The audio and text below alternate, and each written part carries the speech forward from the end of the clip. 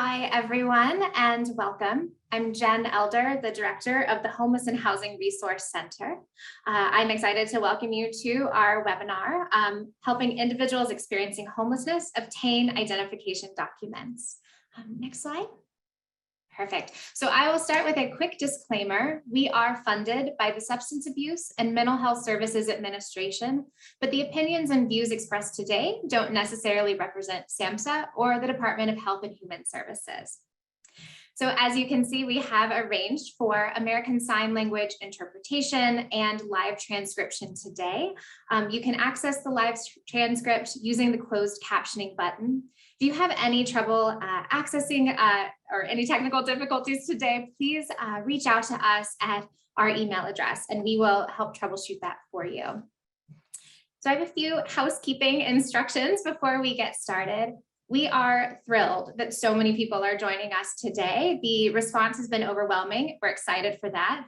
But with that, all participant lines will be muted and we have disabled the chat feature. Right now we've got over 2,200 people and climbing joining the room, so the chat would just be a little bit much. The slides are available now on the HHRC website if you'd like to download those and follow along.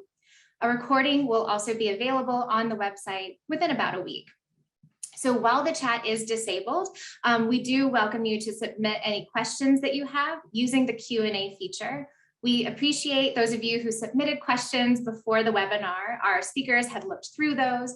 We'll try to get to as many questions as we can throughout the webinar, but just know that we only have an hour together today, so we likely won't get to all of your questions, but that will help us with follow-up materials and kind of what's next in terms of supporting you in this work. Following this webinar, your browser should redirect you to a short evaluation. We'll also provide that link in the chat.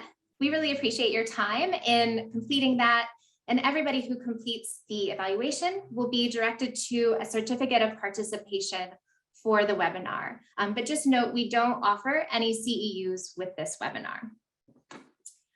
So today we are really excited to release a brand new toolkit about helping with identification. We have heard from so many of you in the field that this is a needed resource.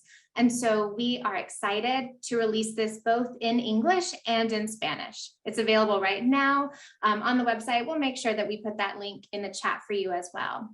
So the toolkit, you'll hear a lot more about it today, but it provides an overview of key identification types, steps for accessing it, costs, fee waivers, and general best practices. So our objectives today, we're going to dive deeper into the toolkit and learn some best practices, hear from a program about how they've been successful in doing this work. So next slide. And we'll just jump ahead to the speakers. I'm honored to be joined by 3 panelists today. Their full bios are on the website for download now. So I will let them kind of introduce more about their work throughout the presentation. Sherry Downing is a senior program manager with Advocacy for Human Potential. She has over 20 years of experience in the field, and Sherry is going to be providing a deeper dive into the sections of the toolkit.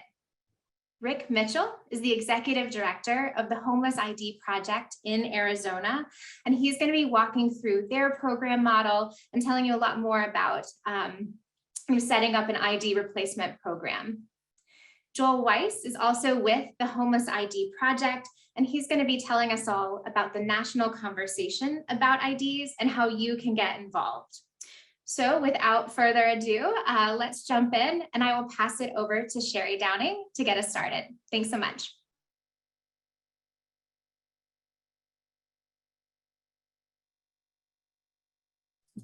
Hello, thank you very much, Jen. I appreciate it.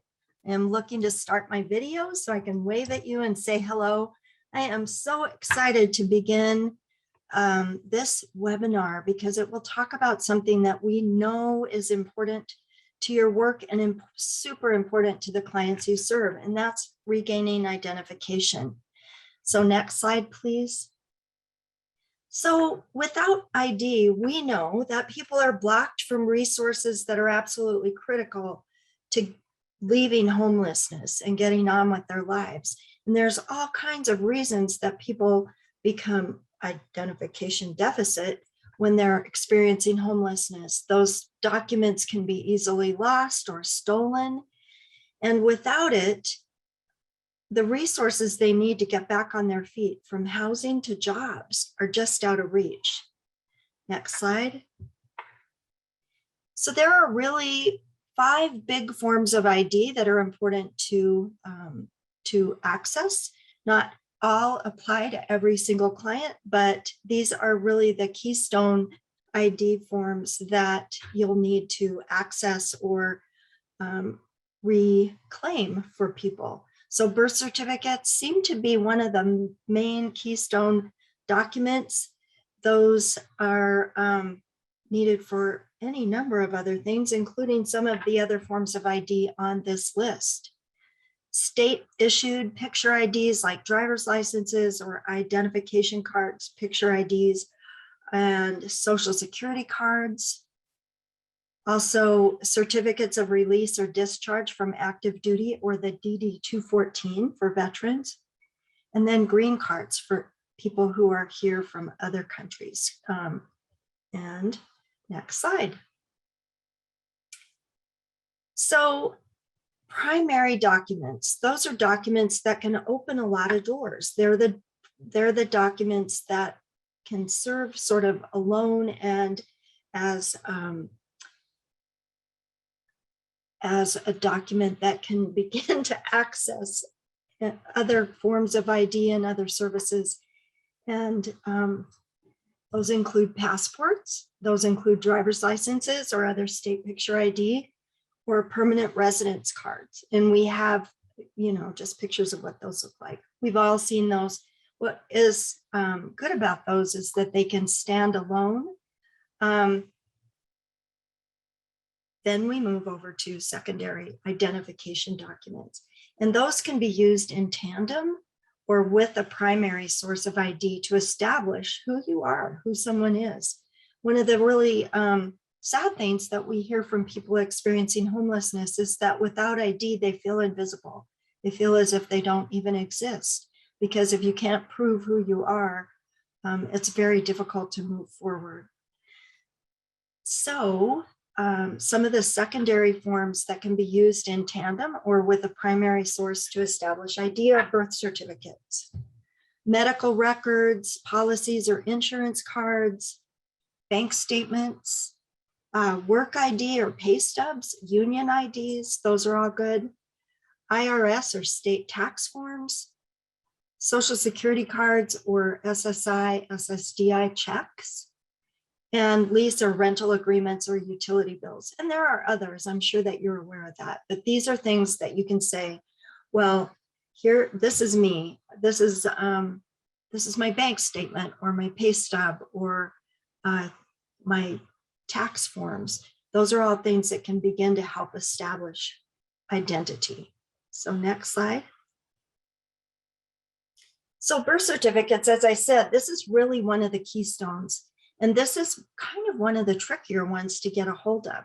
They can serve as proof of identity and age, valid proof of citizenship by federal, state, and local government agencies, just meaning if you were born here, you are a US citizen. So that is valid proof of citizenship in and of itself. But copies, and this is sort of the complicated thing, copies can only be obtained from the state or county where they were originally filed or where the person was born. One of the problems with that we run into with people experiencing homelessness, particularly those with serious mental illness or co-occurring substance use disorders, is they may not know where they were born or even when. And so that can make this a little bit of a treasure hunt to figure this out and to get those copies of birth certificates. You can start with the Centers of Disease Control and Prevention, or CDC, because they maintain a list of vital records offices by state and territory. And there's a link to that there. The slides are available to you. So that's a great place to start. If somebody says, well, I think I was born in Colorado, or I think I was born in Montana or New Jersey, that at least gives you a place to start. Next slide. So who needs these? Well, you've got to show your birth certificate to the State Department of Motor Vehicles when they issue a new driver's license or state photo ID for somebody who may not need or be eligible for a driver's license. The Bureau of Consular Affairs to prove citizenship and obtain a passport. I will say, if your name has changed since the birth certificate was issued, for example, my name is different than the one on my birth certificate because I got married and took my husband's name. So I also had to show, a secondary form to get my passport, which was my wedding license, showing how and when my name changed. You need the birth certificates for marriage licensing departments. If you need a new copy of your social security number, you're going to need to show them your birth certificate. Also, educational institutions to register for school or university. And the costs vary by state and typically range from about $5 to around $34. And that will depend on the state. Next slide. State issued IDs, so important. These are usually usually administered by the Department of Motor Vehicles. And they're going to include all kinds of identifying information like your name, your photo, your hair color, address, date of birth, height, weight, eye color, hair color.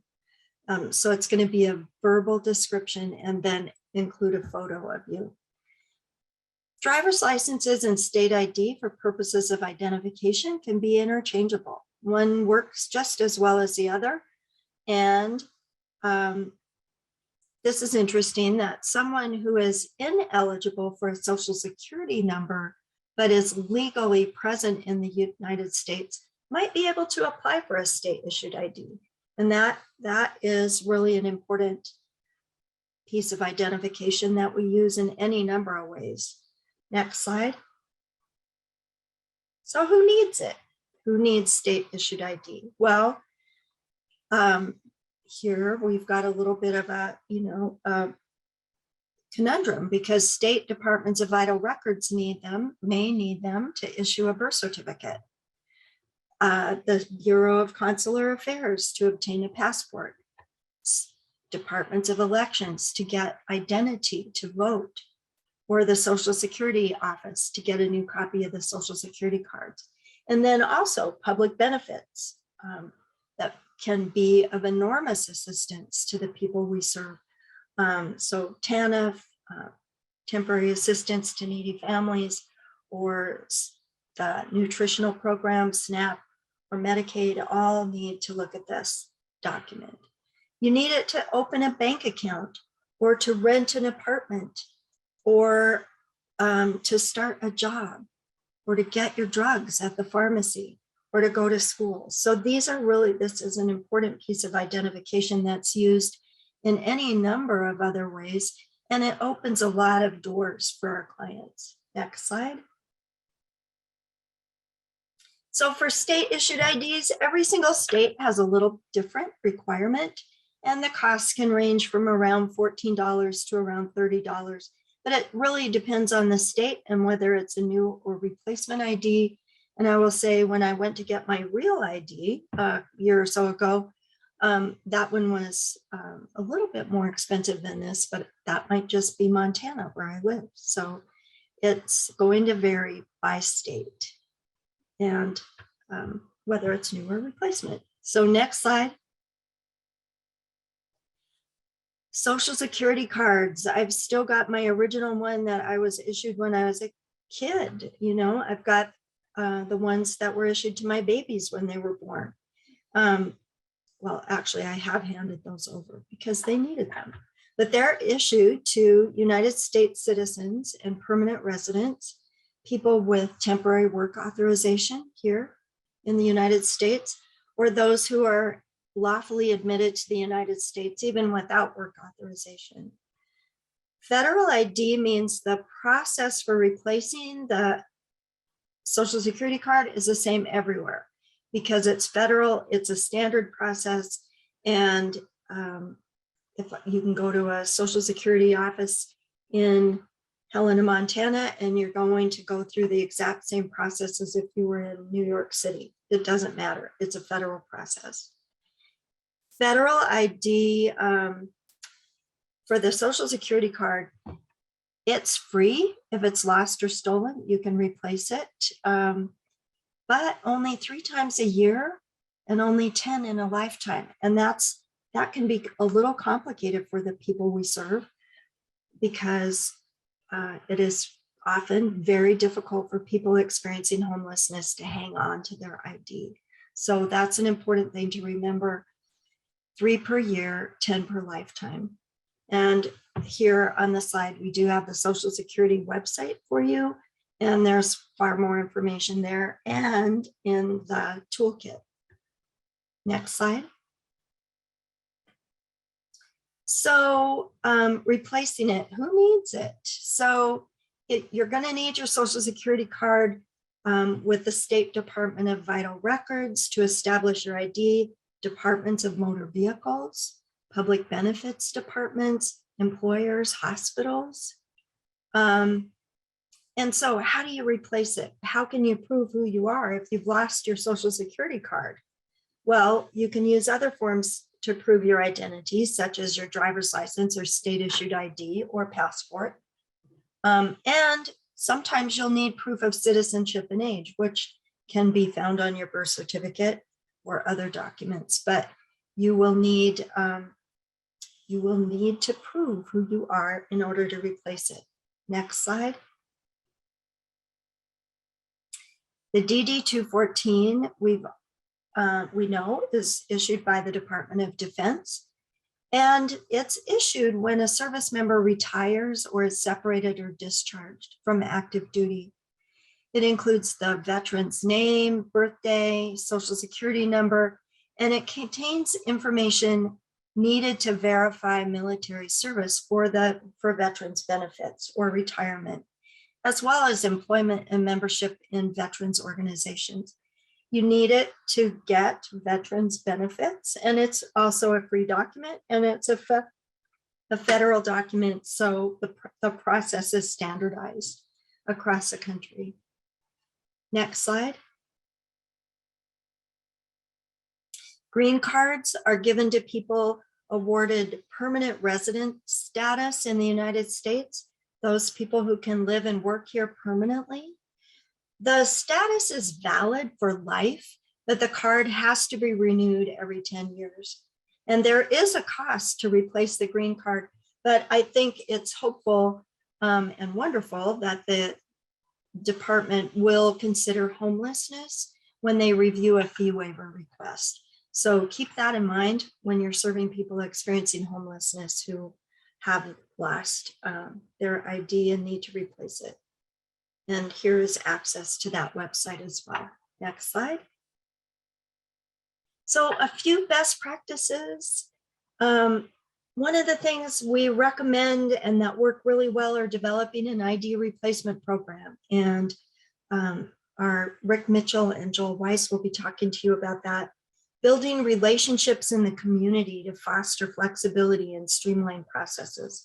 You can pick up the phone and know the person at the other end to get some help with replacing a driver's license or replacing another document that you may need. That can really help. You want to also be careful to manage expectations with your clients about how long the process can take and engage the clients in the process. And then establish proof of residency. That's very important as well. So, and that can be done with primary and secondary documents. Next slide.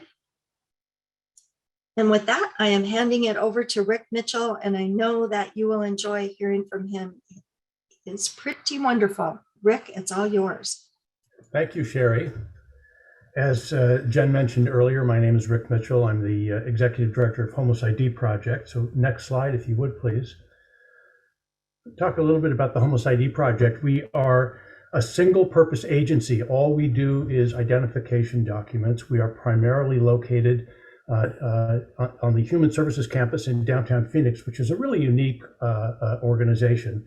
It's a 13-acre campus with 15 or 16 nonprofits all working together and getting along very well to provide resources from which individuals can end their homelessness. And that's what the campus is about. That's what we do. We see 800, as many as 800, sometimes more people per day coming through the gates of the Human Services campus. Next slide, please. The mission of the Homeless ID Project is about ending homelessness. It's not about documents. Documents is our piece, that's our contribution to ending homelessness, but our mission is about ending homelessness. Now look, I say that homelessness is not inevitable, and I'm going to preach to the choir occasionally during this conversation today, I'm sure, but homelessness is not inevitable. And if we're going to put an end to homelessness, I think we've got to address each of the issues that create homelessness. And the ID is, of course, for many people, the very first barrier that they've got to overcome. Solving the ID problem is something that Homeless ID Project wants to do. In fact, my personal mission is to put the Homeless ID Project out of business by solving this problem. Housing is hard. You know, $250,000 a door is hard to get people housed, and we need to do that. $12 for an ID is not so hard. So I think we can work on solving that. Our vision is to eliminate barriers across America, and I'll come back and talk about that a little bit more later on as I introduce Joel. Next slide, please. Sherry gave us a very comprehensive listing of all the things that one needs an ID for, and we had a client say this, that the only thing you can get without an ID is arrested. I think that's true.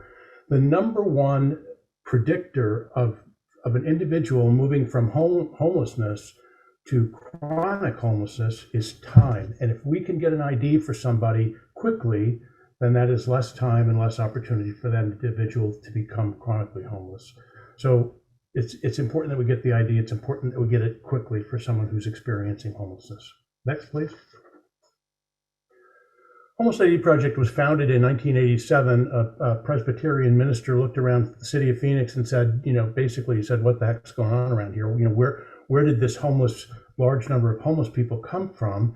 And he did something that is unimaginable to me. He went and lived on the street for 30 days. He grew a beard, marinated a set of clothes, and went and lived out there. And he told me that he expected to find people, his words, happily living the hobo life. And what he found was that people were stuck. They didn't have an ID, and there wasn't anything they could do about that. They didn't have access to getting an ID. They didn't have the funds to get an ID, and they were stuck. This problem, the problems caused by lack of an ID is a problem that is not obvious until it's obvious. And I think many of you have experienced, someone who you're working on different elements of helping them to end their homelessness, and maybe the last thing that comes up and the thing that stops them is lack of an ID. So it's an important thing that Jerry discovered. It took him 30 days to discover it. As I said, we're located on the Human Service campus, but we also have developed over the last few years outreach programs, 13 locations across Maricopa and Pima County, called that Phoenix and Tucson, if you will. In 2022, we plan expansion across the entire state of Arizona. We're going to use an affiliate program, and I'll talk about the affiliate program in just a little bit.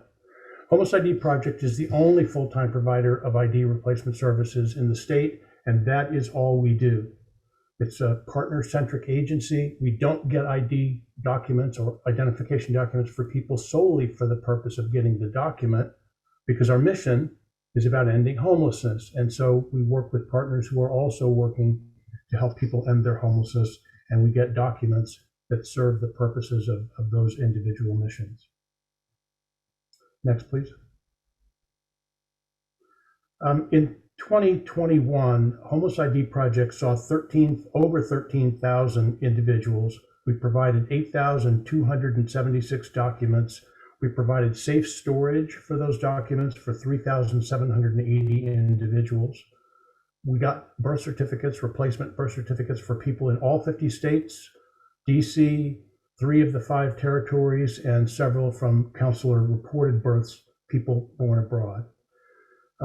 So we store documents for people on the street. Sherry mentioned, loss of documents. We provide, there's a picture of it there, we call it the safe wallet. We provided a safe wallet for individuals who come to see us who are on the street. They can put their ID in that sleeve and then wear it under their shirt so that when their backpack is inevitably stolen, they still have their ID. Some of the work we do is really easy. Person's had an ID in Arizona before, pretty easy to get it. It's not expensive, $12 for a replacement ID, and they've got the replacement ID in a relatively short period of time. For some people, it's not so easy. And, it's an individual sort of a case by case. How do you do that? The answer is it depends. We have 2 or 3 times a year, we'll see somebody who was born at home and the birth was never registered in the state of Iowa or Idaho or wherever. And that can be difficult and it can take a long time. In the meantime, while we're waiting for that birth certificate, people are homeless. And we've got to get those documents as quickly as possible to end their homelessness as quickly as possible. If you're an old hippie like me, you might remember Saul Alinsky's upstream, downstream model. He talked about going upstream to figure out how the people were getting in instead of just pulling people out of the stream. And so we've done some work on that recently at the Homeless ID Project. We know that kids aging out of foster care in the state of Arizona, it's 40% of the people aging out of foster care, kids aging out of foster care, are homeless or incarcerated within 2 years. That's crazy. We've got to stop that. People exiting jail or prison, if they're exiting jail or prison without an ID card, they don't have a lot of good choices, and they may ultimately become homeless. Similarly, domestic violence survivors and others at risk. So we're focusing on ending, but we're also focusing on preventing homelessness. Next, please. Here's 2 models. There's the Homeless ID Project in Phoenix, Arizona, and a woman named Eileen Kelly has an ID crisis collaborative in Cleveland, Ohio. We're both solely focused on IDs. We've both done about 8,000 documents a year. And Eileen works primarily to train people in remote locations. So she's got 34 or more remote locations trained from the mothership. She does that with basically 1.5 employees, her and a part-time employee, and they train people in other agencies. They're funded by the county, they're funded by a county board, and they're funded by foundations and individuals. Homeless ID Project is a different model. We've got 5 employees. We're getting ready to hire a 6th employee. We've got a part-time employee as well. And we use volunteers in the Human Services Campus location each day. We've got 2 permanent locations, one in Phoenix, one in Tucson, and then 11 shared space locations. Eileen operates on a budget of about $250,000, and we operate on a budget of I'm asking the board this year for $500,000, spent slightly less than that up to this point. We use no government money, and it's all funded by it's all funded by individuals and by individuals and foundations. Next slide, please. This is it's a pre-COVID slide. The numbers are not brand new, but I want to make a point here. The PIT count, which we're all familiar with, the PIT count in 2019 in Maricopa County was 6,614 with 3,200 unsheltered. We know that there are more people than that are homeless. In fact, there are 3,000 homeless youth in Maricopa County. In 2018, 44,000 families were evicted from their homes in Maricopa County, and 44,000 families evicted means that those 44,000 became, at least for a period, they became homeless. The homeless problem is much bigger than the PIT count numbers, and I think it's something that we want to take note of. It's something that we need to focus our work on. Next, please. When I took this position, I asked a gentleman who's a board source registered instructor here in Maricopa County, here in Phoenix, what I ought to be reading, what I ought to be looking at. I spent about 30 years in the for-profit world before I got to the not-for-profit world. So I really wanted to catch up on all that I had missed. And he told me that I should read a book called Forces for Good, and it's probably something that you might want to read as well. That talks about the best practices of the best nonprofits. The first one of those is to have a great mission and to advocate for that mission. And I think for some of us, advocacy comes naturally. We get our soapbox out and preach to anybody who will listen to us. For some, we're not sure exactly what advocacy means or what we're allowed to advocate for. And I will tell you that at the Homeless ID Project, we advocate for anything that we can legally advocate for, including legislation at the state level. So I would ask you, and again, most of you are probably doing this anyway, tell your story. Tell your story to anyone who will listen. Create partnerships among peer agencies, government agencies. We work very closely with government agencies, including the Motor Vehicle Department in Arizona and other government agencies, and work on appropriate legislation. And to that end, next slide, please. Over the last couple of years, we've been successful in getting some legislation passed. Not as successful as we want to be, but in 2018, we went to the state legislature, worked with a state legislator named Reginald Boulding. He's the minority leader, and we proposed a fee waiver for state IDs and driver's licenses for homeless military veterans. And during our conversations with the House Transportation Committee, we were encouraged to consider having the same bill for all people who are homeless, not just homeless military veterans.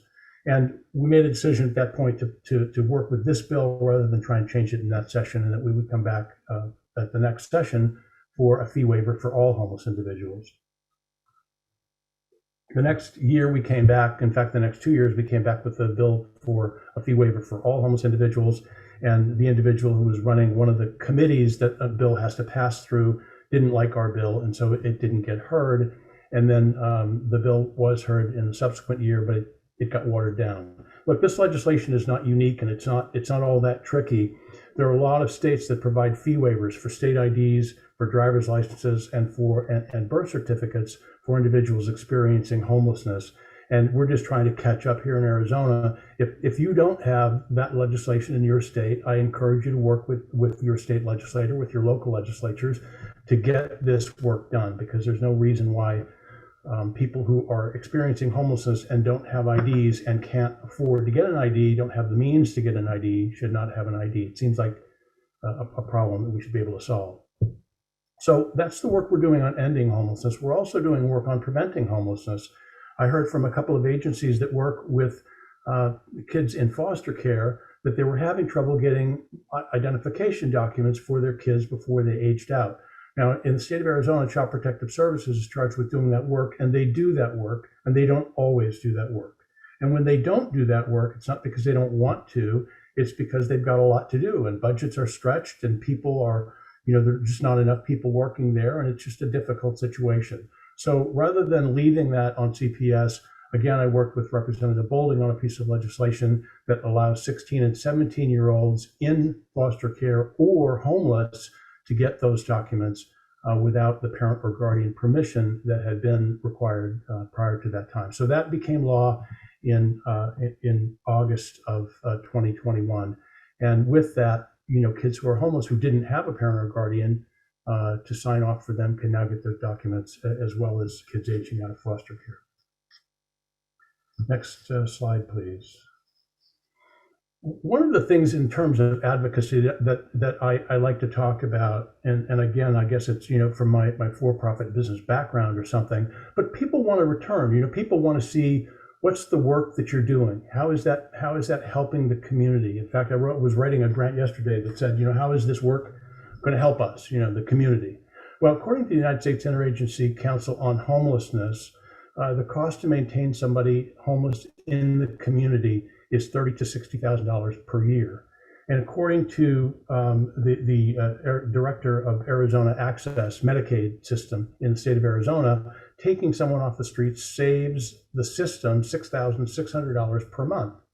So for every individual that we're taking off the street, something is happening. So in terms of putting together a model that shows the community the return that we're giving, I'm assuming that 10% of the documents that we got last year, so 827 of those documents, were actually used to help someone get a job, get housing, and end their homelessness.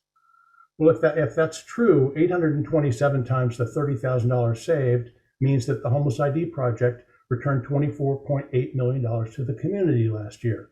Now, I've got a board member that wants to argue with me on that. He says, yeah, but they have to get a job and they have to get housing. And I say, yes, they do. And they can't get that without an ID. So I will concede to him that maybe we don't own all 24.8 million of that, but we own a piece of it. Well, if you do a little math on the 24.8 with our budget, last year our budget was about $400,000, you'll see that the Homeless ID Project, in my argument, returned $62 to the community for every dollar invested. And if that board member who wants to diminish that number by saying that we need to get housing, we need to get jobs first, I'll take 10% of that. A return of $6 per dollar is a pretty good return on investment. And it's something to talk about, both in terms of talking to potential donors, talking to potential board members, and talking to legislators about the good work that you're doing in your community. Next slide, please. So this is the slide for if we have any non-actuaries in the crowd. This is just a lot simpler way to put it. A $12 ID gets somebody what they need to get a job. A $12 ID gets somebody what they need to get housing. So for $12, you get somebody off the street, save the community $30,000, and we do that for a fully loaded cost of less than $50 per document. So lights, labor, people, documents, everything is less than $50 per document. In fact, it was under $50 per document last year.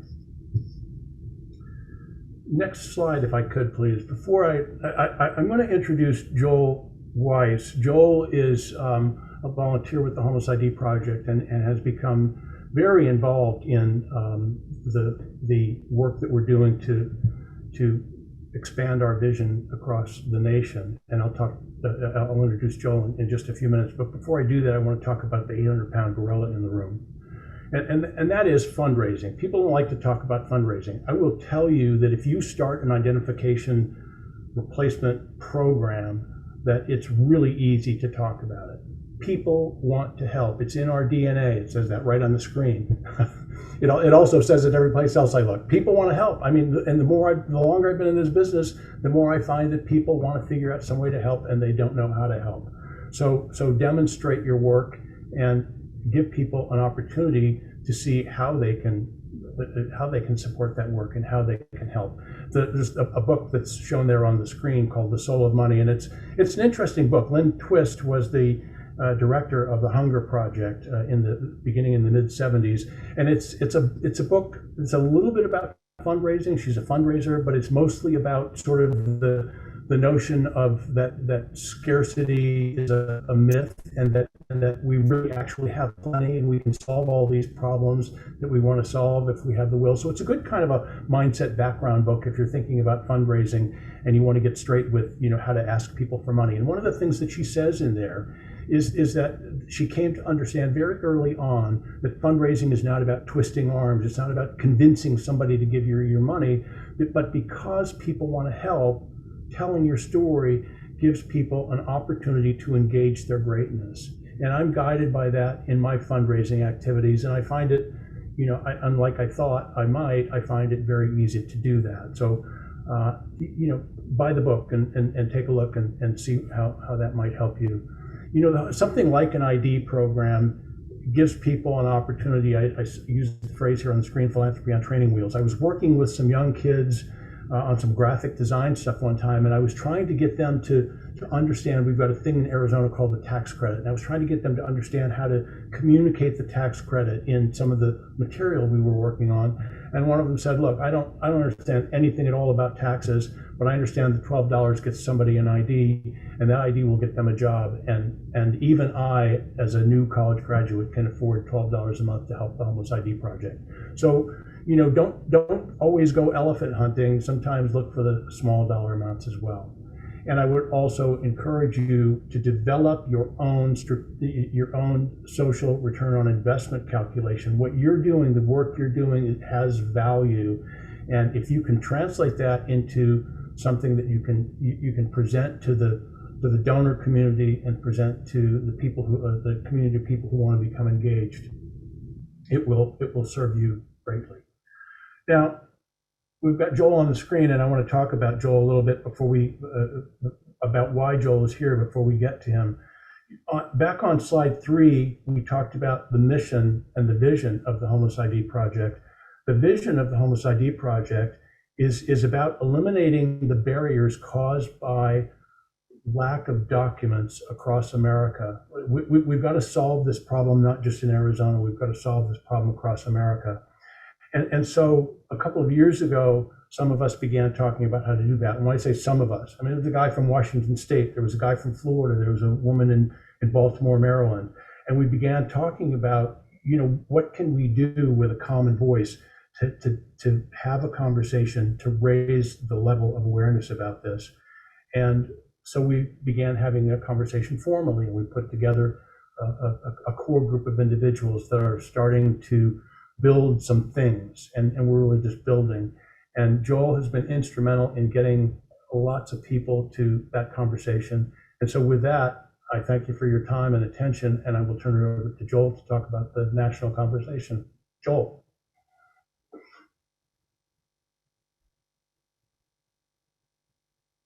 You're muted, Joel. One of my foibles, being muted. Thank you. My name's Joel Weiss. I'm a senior volunteer with the Homeless ID Project and one of the founding members of the National Conversation about IDs. And I first want to thank you for being here today and thank you for the work that you do. I'm excited to be here. I'm excited to have this opportunity to illustrate what the National Conversation about IDs is up to. I'd like you just to imagine for a moment, you have a client standing in front of you and she needs your help. In order for you to help, she needs an ID and she doesn't have one. It would be great, wouldn't it? If you had a national resource, you had access to databases, systems, and associates across the country, which allowed you to say to her, we can get the ID, I can help, this won't take long, so let's sit down and get started. What would that be like for you and your client? That's what we're up to.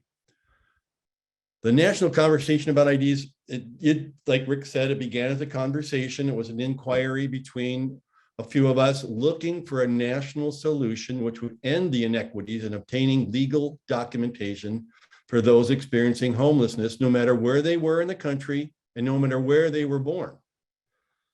So we kind of just started this journey by throwing some boards in the river, so to speak, and started building a boat even as we were heading downstream. Well, since we began, we've had monthly online meetings with more than 120 representatives from 39 states and Puerto Rico, representing 100 service organizations, all as dedicated as you are to assisting those experiencing homelessness. We're also developing periodic informational seminars to help our members with specific topics. For example, we launched our informational training seminar program with a presentation by an attorney who's an expert in Social Security and in obtaining birth certificates from California. We've established our core development group. We have a new website, and we are well on our way to becoming a 501c3 organization. We've had preliminary conversations regarding discounts for our members with Vital Check, which, as most of you know, expedites acquisition of birth certificates. Now, we believe them saying yes may just depend on the number of members we can show them. We also have our eye on a multi-state healthcare foundation as a first step in funding this effort. They know that taking a person experiencing homelessness off the street will save thousands of dollars per year. We think they'll see the benefits in a national solution, and then they'll step up to help us. We believe they're more likely to provide that help to an organization with a large nationwide member base. As I've talked to people around the country, I've found that strategic partnerships reach deep and they work on multiple levels, both locally and nationally. So demonstrating your support on a national scale will make it easier for us to get funding. At the end of my talk today, I'm going to ask you to join us and come to a virtual meeting, and you'll understand why in just a few minutes. Our vision is to provide and support a nationwide solution to the issues that are caused by lack of an ID, such that lack of ID ceases to be a barrier to preventing or ending homelessness. You know, the national conversation about IDs isn't ready to wear suit yet. We're kind of like building the framework for something that works across the country. We're looking at the big picture. And, you know, you might say to yourself something like, well, I like the sound of this, but what's that picture going to look like? Could I fit in? How would I fit in if I were part of it? Well, I'll tell you what I know. Each of you in your current role has something to offer and something to get by being involved with us. If you're the manager at a full service shelter, if you're a caseworker assisting at a substance abuse program, or a director at a healthcare for the homeless affiliate, your experience is vital and we want your input.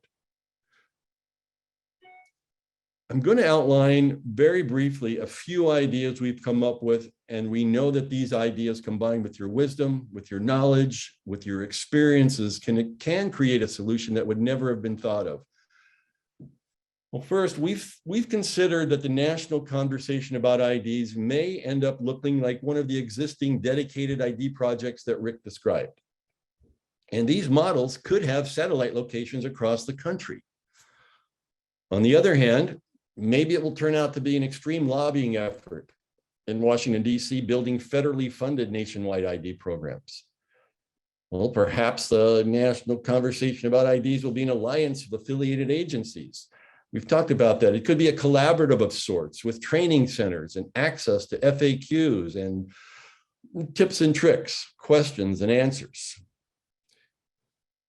And on the other hand, again, we'll just end up with more of an assortment of what I just described. And the national conversation about IDs will be kind of a smorgasbord, a combo platter of solutions.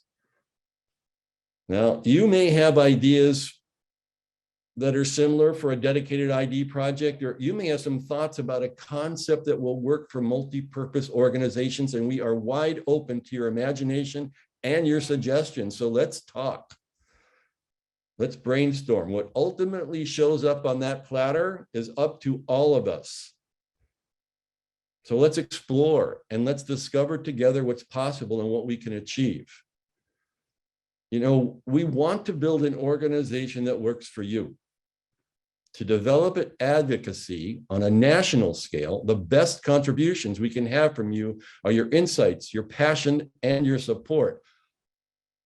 Rick said it already, homelessness is not inevitable. Now, things don't have to be the way they have always been. For instance, you know that it takes 6 months to get a birth certificate for a client from Indiana, or a year for a client from New York. We can make an impact that reshapes the present way of doing things. We don't have to accept the status quo. Access to birth certificates and IDs for those experiencing homelessness can be quick, it can be efficient, it can be inexpensive. It's possible to transform the landscape of putting legal documents into the hands of those experiencing homelessness. And I'm inviting you to participate and be an integral part of the solution. So here's what we're asking you to do. Jen, if I could have somebody put our link to our website in the chat. I'd like you to open the chat and just click on that link.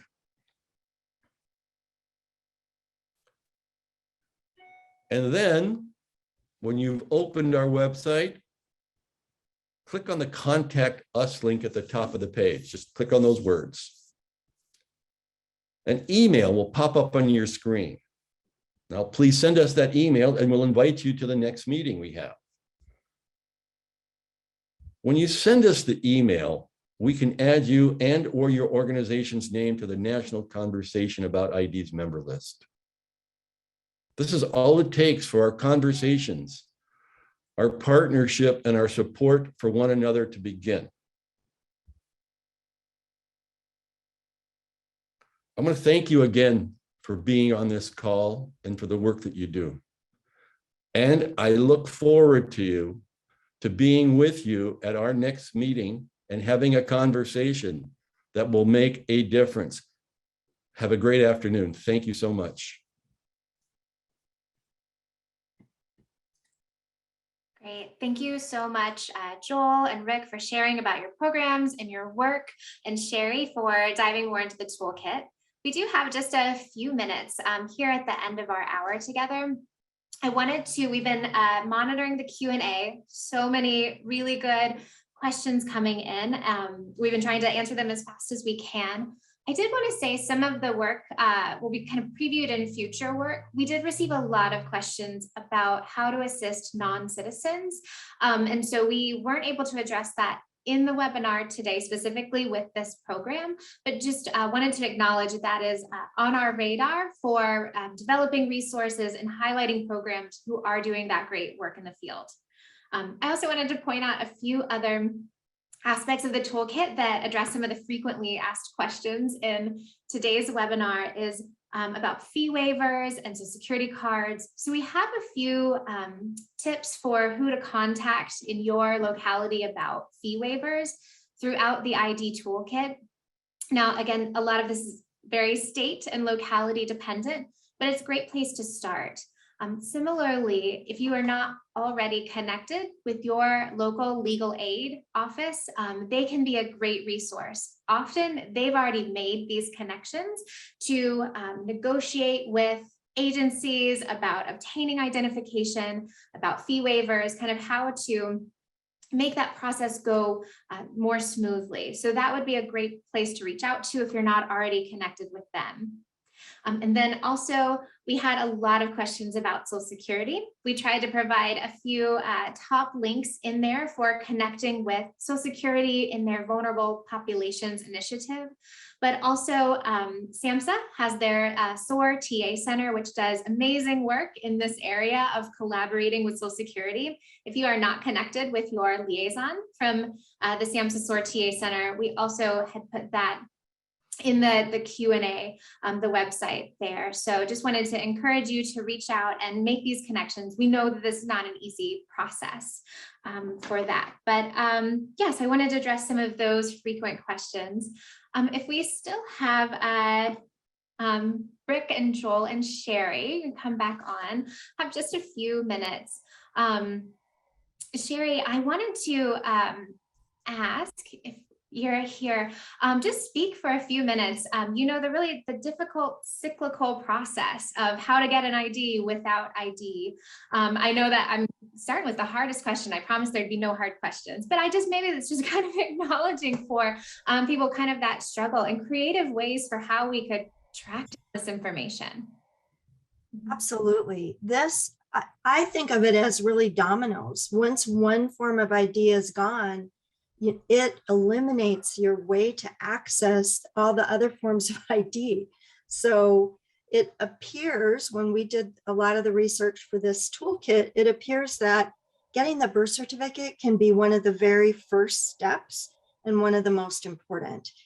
Because from the birth certificate, you can go ahead and access your Social Security card. And once you've got those two, you can go ahead and get your driver's license. But I do think that the birth certificate is absolutely critical.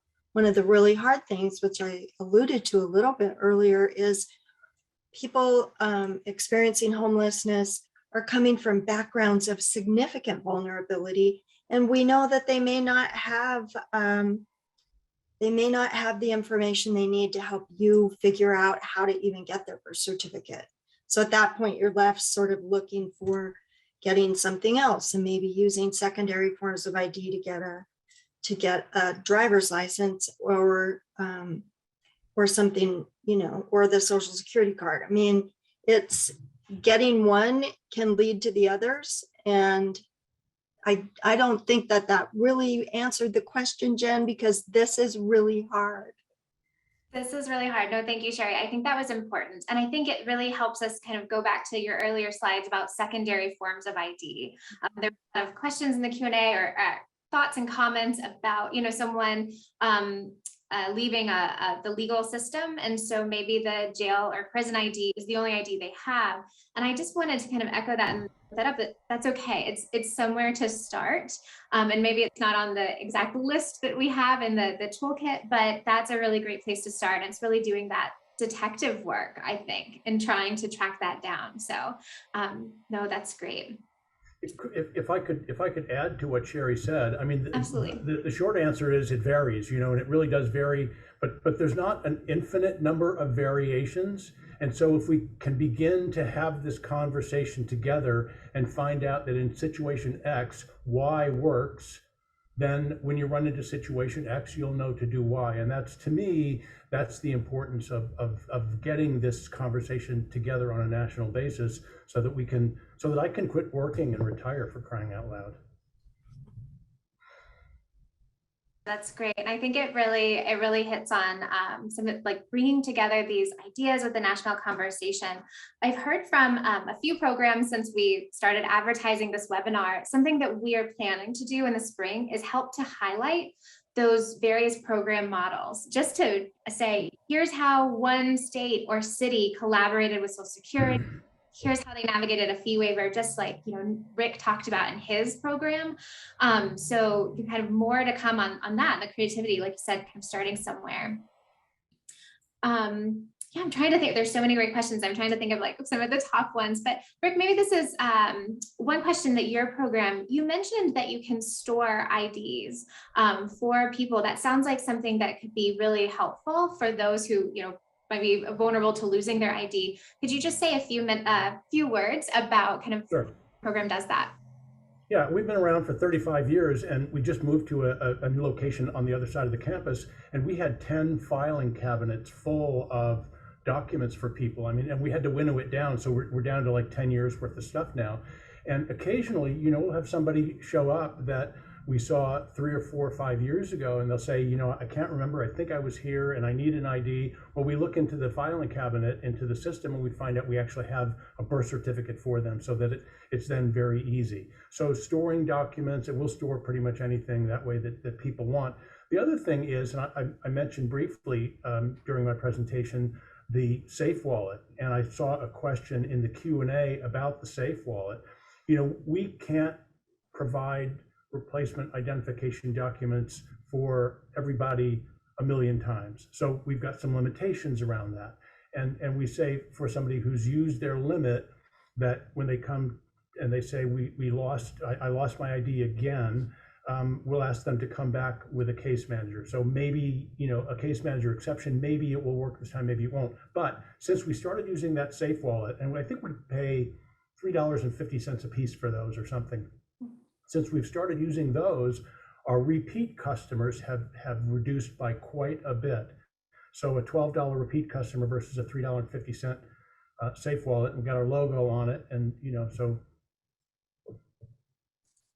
that's that. Thanks. Yeah, no, I think that's a really great tip and something tangible that people can take back to their programs. Well, wonderful. I just wanted to kind of acknowledge and thank all of our presenters for being here, for their assistance and like telling us all about the programs, diving deep into the toolkit. Kevin from our team has put a link for the evaluation into the chat. We have I know that we have a lot of unanswered questions. We received, you know, over 250 questions during this hour. So I apologize if we couldn't get to you. There is space, you know, on the survey. Email us, reach out. We would just love to hear from you and help answer those things. We don't want you to walk away feeling like you didn't get, you know, the question that you had answered or directed to other resources. So again, appreciate you taking time to complete that survey. You'll be redirected to a certificate of participation after you complete that. And then we will have a link to this recording available in about a week. So thank you so much, everybody. Thank you to our team. And